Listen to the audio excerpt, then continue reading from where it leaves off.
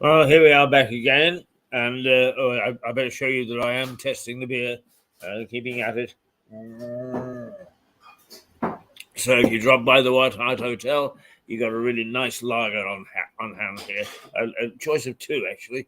Okay, in today's world, not a great big one, great big choice, but quality stuff, and a lovely cocktail bar to sip it in. And Steve there is getting ready to serve somebody. I see. Clinking the bottles. Yeah. So all is well with the world. If all is well at the White Hart, all is well with the world. Now, on April the 1st, the people who want to restore the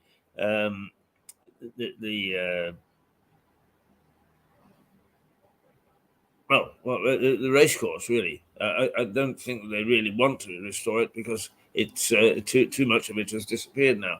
But they want to make sure that it doesn't totally disappear, and that there is a good sense of racing still left in this town. So we don't. I hope that.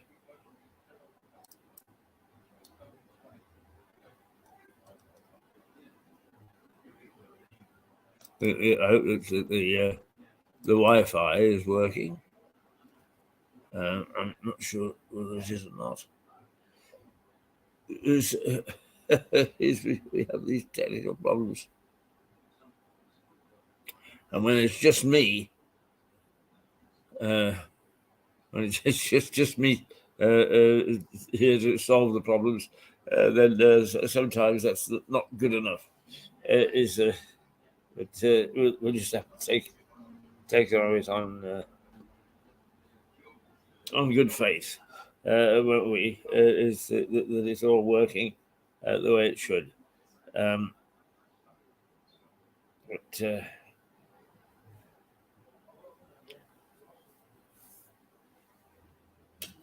not going to get excited about it. I'm sure that it's there. I'm sure that available is White Hart Private, and we make sure that we're connecting to it. And then, but they held a sort of a launch of their new campaign, and I was only too sorry. I said I would go, but as things turned out, I couldn't. But here's hopefully a little a program that we did a couple of years ago, I suppose, and it was. It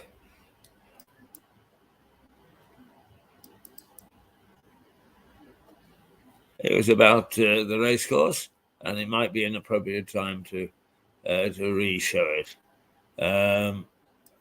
So I think that we're close to. Yes, here we go. So here it is, Lewis Racecourse, and I should say what the fuss is about. I don't really mean that because it is it's not a fuss. These people, headed by Barry Fuchs, are trying very hard to do a good, sensible job. We must give them all the help that we possibly can.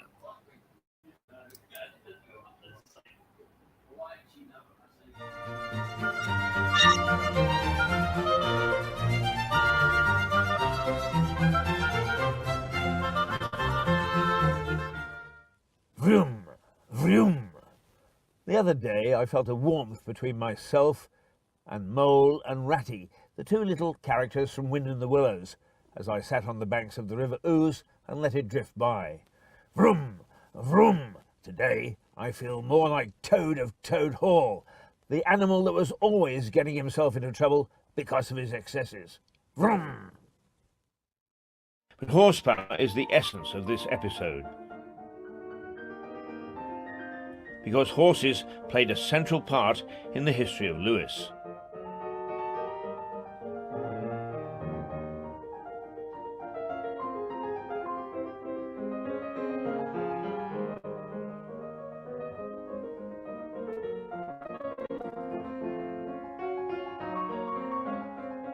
And as might be expected, were often at the centre of violence, adding to the history of a bloody town. Horses, of course, were nothing unique to Britain. Cavalry had been a major part of warfare, and peaceful farming from time to time immemorial. But for Lewes in early times, they were an important part of its economy.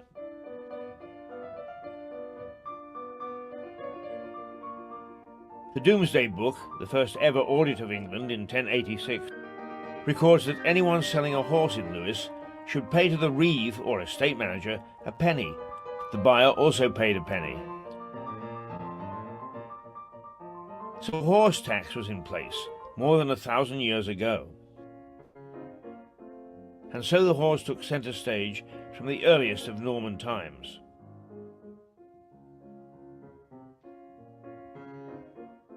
I've shown you the tilting grounds where knights on horseback tried to unseat each other. But that was nothing compared to the violence that Lewes races brought to the town.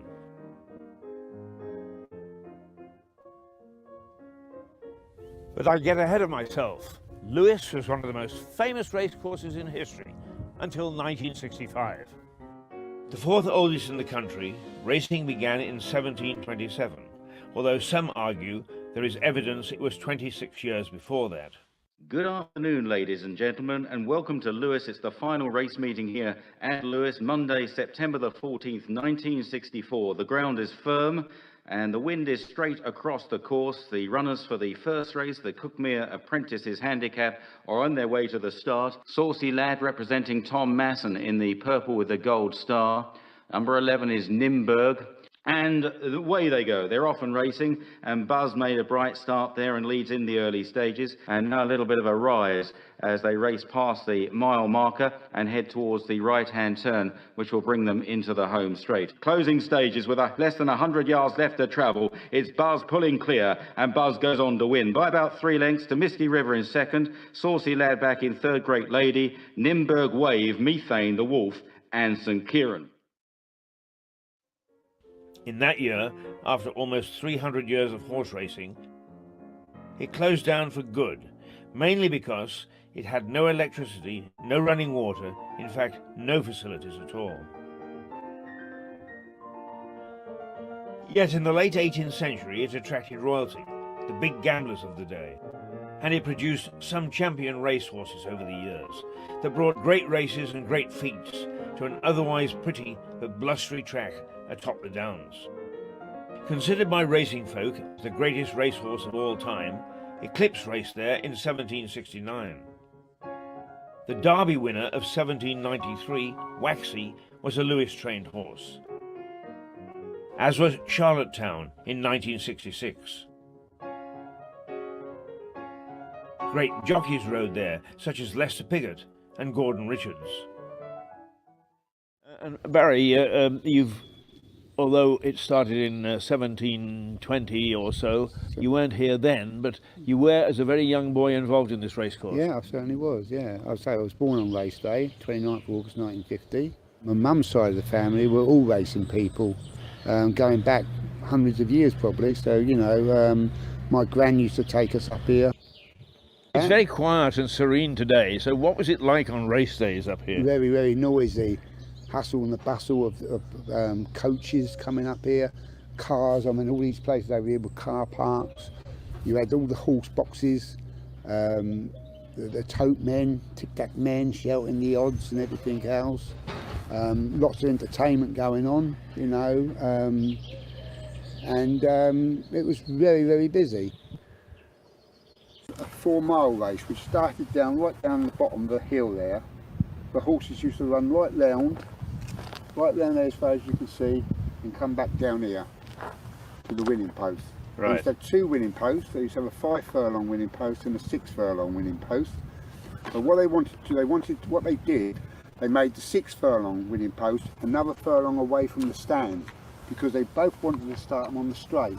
Otherwise it was unfair, so they had a straight run. Right.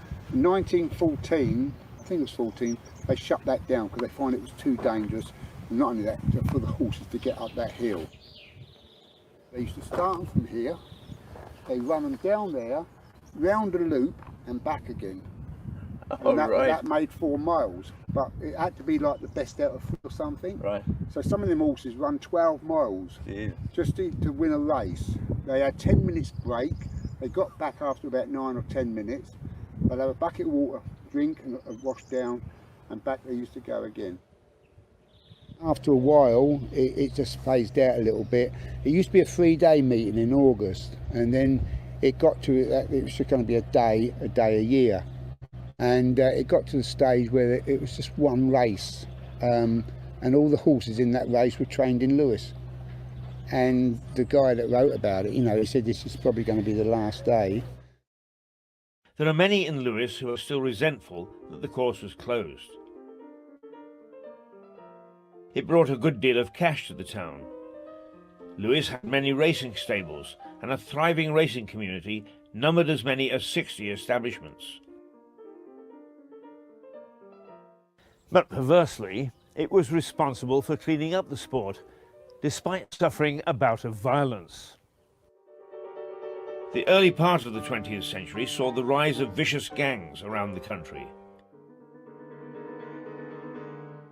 These gangs often fought each other, but to keep cash in their pockets, they targeted racecourses. They would secretly ease their way into courses and then meet up to viciously attack and rob bookies. Racegoers, and even jockeys. They were feared at race meetings throughout Britain. And so it was on a June afternoon in 1936. London villain James Spinks and his gang turned up at Lewes for an attack on bookies. They gathered, some 30 strong, on the edge of the racecourse, ready to pounce. And pounce they did. They attacked and savagely beat a bookie and managed to rob him. But not known to them, 2 CID officers had been posted in the grounds. The 2 detectives alerted their fellow coppers and raced towards the gang. According to some reports, a rival gang got into the act and all hell broke loose. It must have been some sight. Villains scattering in all directions. Keystone cops were in full chase, and the excited racegoers panicked and dived for cover. But it was the police on this day at Lewes Racecourse who passed the winning post. They managed to nick 16 of the gang, took them to Lewes, where they were sentenced to long prison terms. That put an end to the decades-old practice of course hijacking by these fearless and vicious gangs. A real feather in the cap of the Lewes coppers. Nabbed. Pulling you aside, locals will whisper in your ear that Graham Greene's Brighton Rock was really about Lewes Racecourse. They say the gang fight in his novel was based on the events of Lewes in 1936. To think that Pinky strode this course, what a ghost to have here now.